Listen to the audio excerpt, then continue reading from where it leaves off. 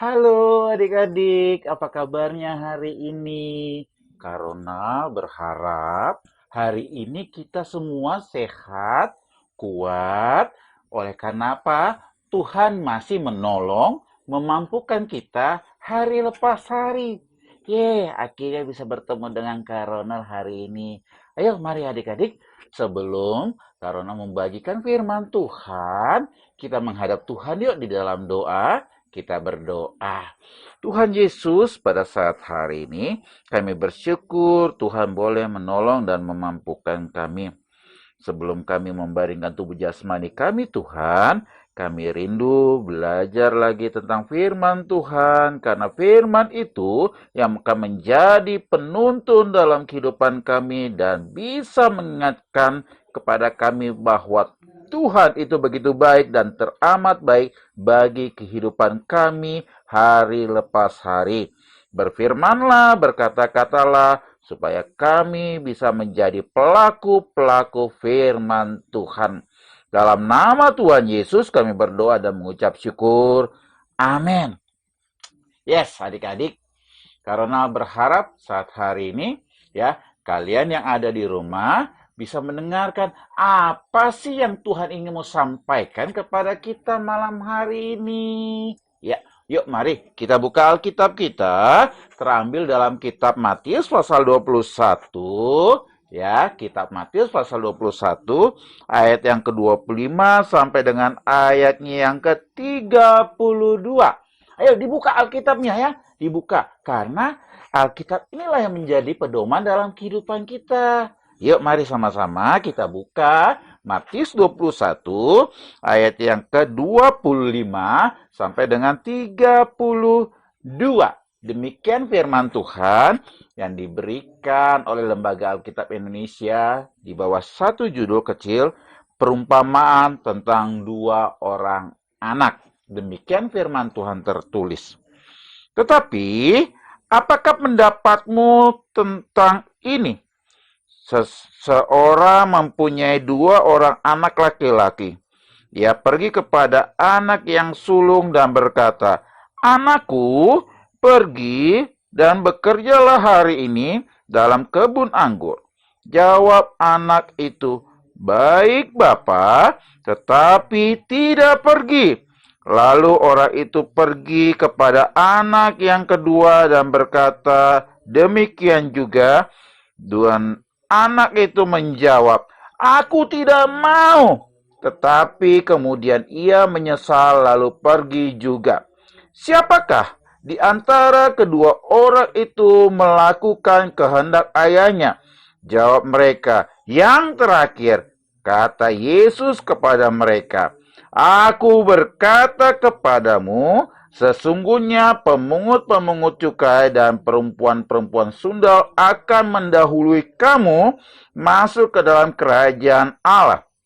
Sebab Yohanes datang untuk menunjukkan jalan kebenaran kepadamu, dan kamu tidak percaya kepadanya.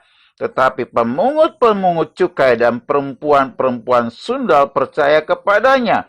Dan meskipun kamu melihatnya, tetapi kemudian kamu tidak menyesal dan kamu tidak juga percaya kepadanya." Sampai sejauh pembacaan firman Tuhan, adik-adik, yang berbahagia adalah kita yang membaca, yang merenungkan, dan mau melakukan dalam kehidupan hari lepas hari. Nah, hari ini Kak Ronald akan menceritakan bagaimana perumpamaan. Apa sih itu perumpamaan? Ya, perumpamaan itu adalah cerita yang menggambarkan kehidupan manusia dengan bercerita, dengan perumpamaan. Ya, jadi apa sih yang Tuhan ingin mau sampaikan kepada kita hari ini, anak-anak? Ya, Tuhan Yesus ingin menceritakan tentang ya dua orang anak loh, adik-adik ya. Dua orang anak ini adalah mewakili kehidupan manusia zaman dahulu sampai dengan zaman sekarang loh adik-adik. Kenapa? Karena ada seorang bapak memiliki 2 orang anak. Ya, adik-adik ya. Jadi, seorang bapak itu bertemu kepada si sulung, anak laki-laki yang dewasa. Ya, suatu kali bapak memanggil si sulung. Nak, katanya, pergilah ke kebun anggur dan bajaklah tanahnya supaya gembur dan subur. Lalu, kira-kira menurut adik-adik, apa respon daripada si sulung itu? Ya, si sulung itu ya memiliki reaksi, respon atau menjawab perkataan papanya. Nah, seperti ini. Ya. Ceritanya bahwa si sulung adalah anak yang pemalas loh adik-adik. Ih, kok bisa ya pemalas? Ya karena apa? Tidak mau beraktivitas, ya. Maunya dilayani, maunya ada di tempat tidur, maunya ya tidak mau beraktivitas adik-adik. Dan sukanya daripada anak si sulung ini suka pesta pora lu adik-adik. Sedih nggak sebagai seorang papa atau sebagai seorang ayah memiliki anak yang pertama udah malas ya, suka pesta pora, tapi loh ya adik-adik, karena dia memiliki posisi sebagai seorang anak sulung, ya, dia takut ya menolak permintaan ayahnya adik-adik. Ya, dengan sebal dia berkata, "Baik ayah, aku akan pergi membajak tanah sehari ini." Ya, untuk menyenangkan ya permohonan atau permintaan ayahnya untuk bisa membajak di kebun anggur milik mereka. Menjaga perasaan papanya. Ya adik-adik, takut papanya kecewa. Akhirnya apa? Ya deh, aku berangkat ke kebun anggur, aku akan menggarapnya, aku akan bekerjanya dalam sehari ini. Ya, lalu apa respon daripada ayahnya adik-adik? Pasti secara manusia ya, ayahnya senang, ayahnya bahagia. Ternyata permintaanku sebagai seorang ayah bisa dipenuhi oleh si anak sulung ini, adik-adik. Akan tetapi loh adik-adik, ya, apakah si sulung ini bekerja sesuai dengan perkataannya? Ya, apakah si sulung ini melaksanakan apa yang disampaikan melalui perkataannya di hadapan papanya? Ya, oh, sama sekali.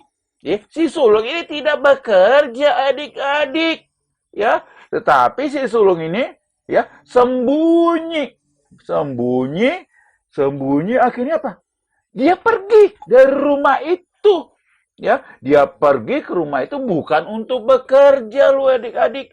Akan tetapi mereka bersama teman-temannya ya melaksanakan pesta pora adik-adik. Coba kita lihat gambarnya lu. Ya, mereka sedang mengangkat gelas untuk mereka pesta, ya, pesta.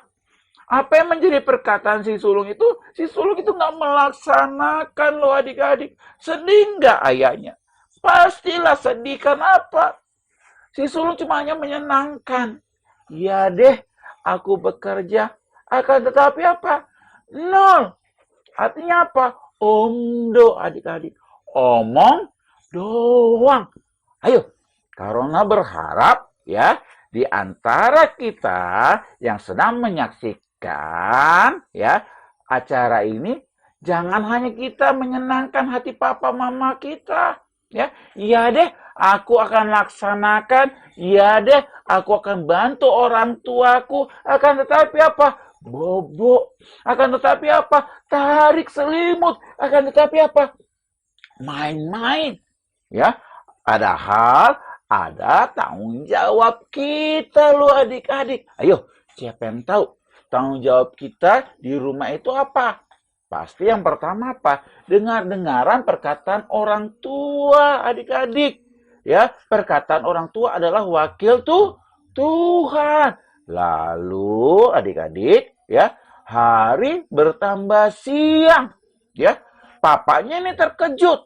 Manakala ia mendapati kebun anggur itu sama sekali belum dibajak oleh si sulung. Ah, si sulung itu telah menipu aku.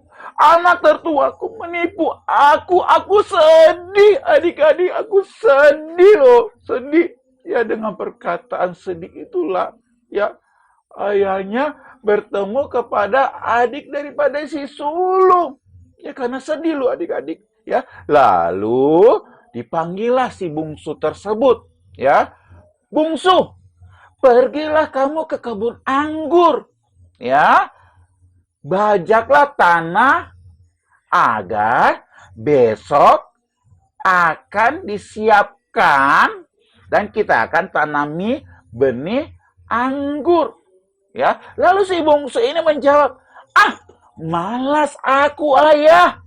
Malas, aku tidak mau bekerja." Ih, sebagai seorang ayah, memiliki 2 orang anak tidak bisa diandalkan. Yang pertama si sulung berkata iya tapi tidak mau melaksanakan adik-adik.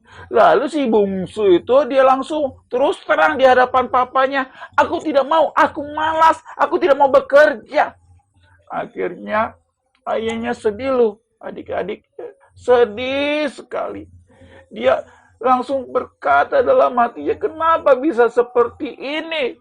Ya, akan tetapi adik-adik, karena si bungsu itu ya melihat kesedihan daripada papanya, adik-adik, apa yang dia lakukan? Nah, kita lihat gambar selanjutnya. Ayo, apa yang kalian lihat di gambar ini? Iya, benar adik-adik. Si bungsu ini sedang membajak, sedang menyangkul ladang milik keluarganya mereka, adik-adik. Ayo, coba kita pikirkan tadi ya. Tadi si bungsu berkata, ah malas, aku tidak mau bekerja. Tapi oleh karena si bungsu ini melihat kesedihan papanya, akhirnya apa? Si bungsu ini memiliki sensitif, peka terhadap sekelilingnya adik-adik. Ya, lalu diambilnya lah alat cangkul itu untuk bisa mengolah tanah tersebut. Ya, tetapi ketika ayahnya melihat di ladang kebun anggur, senang loh adik-adik, ya, senang ayahnya melihat daripada si bungsu. Si bungsu itu bekerja dengan sungguh-sungguh. Akhirnya apa? Ya, si bungsu pun ya bekerja dengan kemampuannya, ya.